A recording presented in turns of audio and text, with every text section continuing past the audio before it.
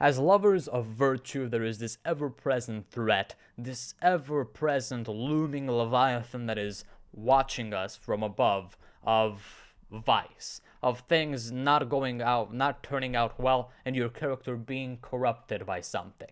And that's really terrifying, isn't it? Your own character being corrupted by something that you can't even control, or that is just too hard to control, like an addiction or who knows what else that it can be considered vice under your philosophy. That is completely terrifying.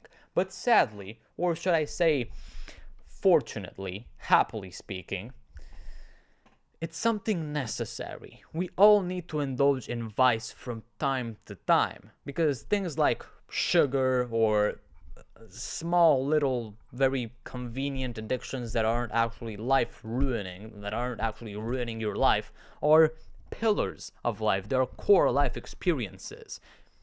Of course, you probably shouldn't be addicted to something, but for example, a little bit of vice is completely necessary in order to actually know things about yourself. Now, I want to be very clear with this video. When I say indulge in vice, I'm referring to indulging, to doing the things that you know aren't actually completely true to yourself, that aren't exactly in line with your values from time to time, in order to actually get to know yourself better, in order to actually enhance some experiences or create some experiences that you would wish you would have if you don't actually create them. And I promise that if you actually look at this little paradigm through the lens that I'm throwing out to you from beyond the camera, you will be able to indulge in vice, to eat sugar, to smoke a cigarette, to drink a glass of whiskey without feeling awful, without feeling as if you have betrayed yourself for no reason, as Dostoevsky said, I think. So, when should you indulge in vice? When should you actually do those things that I have mentioned? Well, I'm going to be taking two examples of vice under my own little, that are under the roof of my own little paradigm of what's virtuous, what's vicious, what's vice, what's, yeah, vice. Vicious, I don't think it's vicious. Vicious means a completely different thing. Under the roof of virtue, under the roof of vice. So, for me, a very playful thing would be addictions. And of course, I'm not talking about crack cocaine addiction. I'm talking about, things that actual self-improvement masters, actual decent human beings are addicted to. And yeah, maybe I will include cigarettes and alcohol in this category because they're kind of sillier than the hard drugs, but whatever. I'll just take sugar because it's the most family-friendly example. Let's say you're not addicted to sugar, but you also do not want to completely cut out sugar. And before actually going in and getting into this, let's take the example of a vegan. If a vegan kind of breaks his streak of days that he goes without eating animal products, that's a little bit of vice. That's indulging in vice. But also, going the entirety of your life, or the entirety of let's say the entirety of your life, from the moment you choose to be a vegan to the moment that you die, up until the moment that you die, without eating animal products, is also kind of a form of vice if you think about it. Because sits in silence.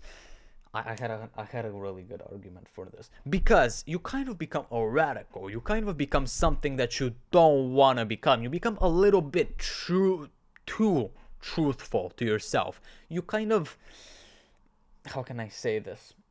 Eliminate a part of yourself that you know should exist. Now, let's say, for example, that you just do not want to eat animal products because you don't like the taste of them. Okay, that's not virtue or vice, that's just personal preference. But if you actually want to stick to a certain virtue for the entirety of your life, you become a little bit of a radical. You become completely drenched and drunk in this ideology that may or may not be good, but if you stay too true to it and actually eliminate a part of yourself that tells you to kind of I don't know, take it easy sometimes.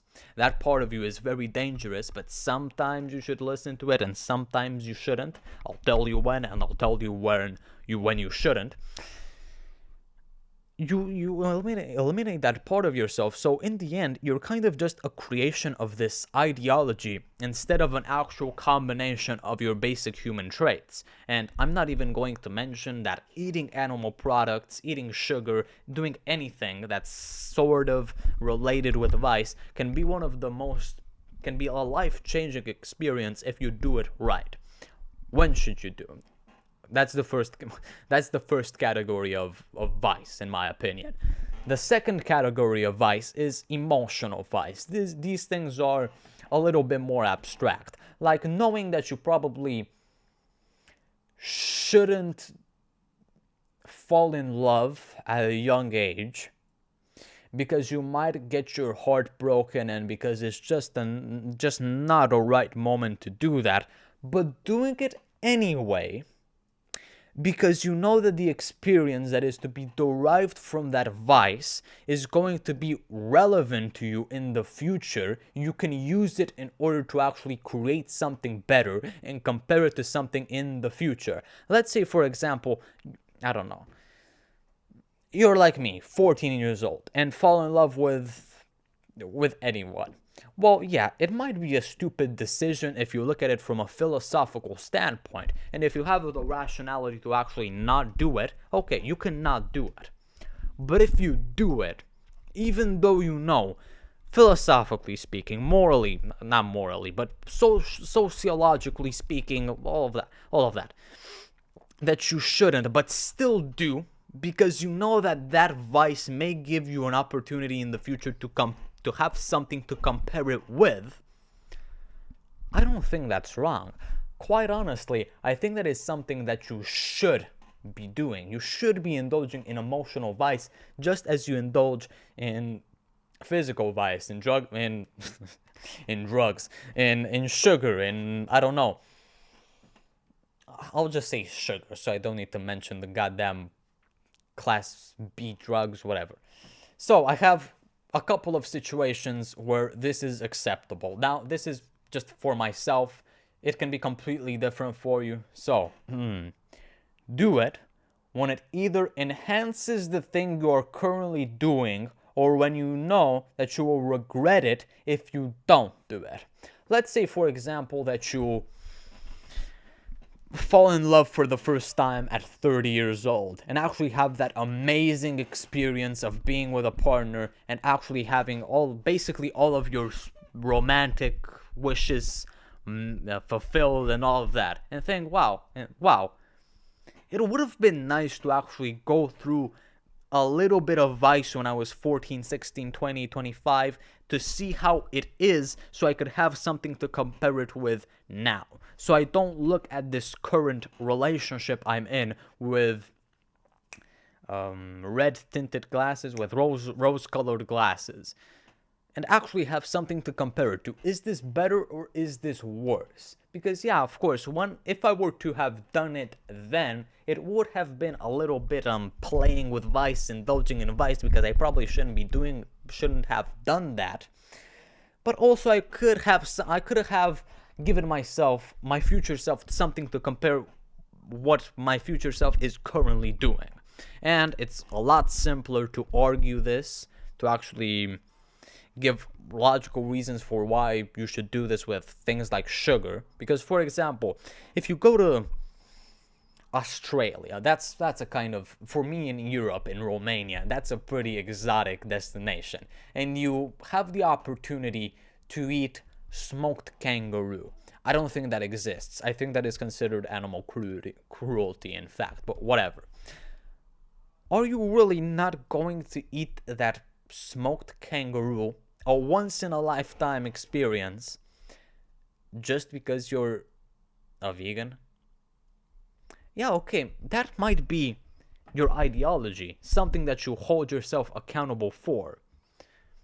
But wouldn't it be a little bit stupid to have had the opportunity to indulge in something that so little people have the opportunity to indulge in? Something, basically God just giving you an opportunity to indulge in something, and you saying, my philosophy is different. I wouldn't stay true to it in that moment. And yeah, I know this might get some backlash because, oh, not staying true to who you truly are. Are you insane, Elias Pisot? Are you implying that vice is the way to go and that you should betray your own philosophy and ideology and mindsets and values? No.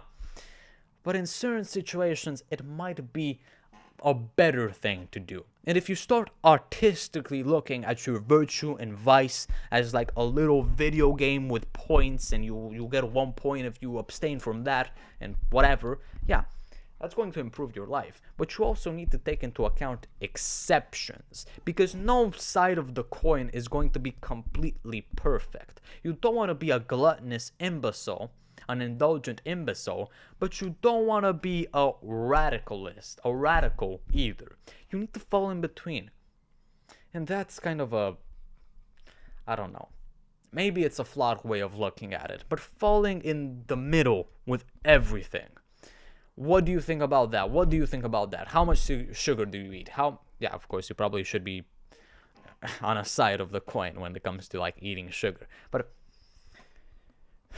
on a certain side of the coin when it comes to eating sugar. But you want to kind of be in the middle. You don't want to be that radical or that gluttonous. That's what I'm trying to tell you. So the right way to actually indulge in vice, which now that I think about it, is maybe a little, it's maybe a strong word, is to do it at times and just not feel bad about it. I'll see you later.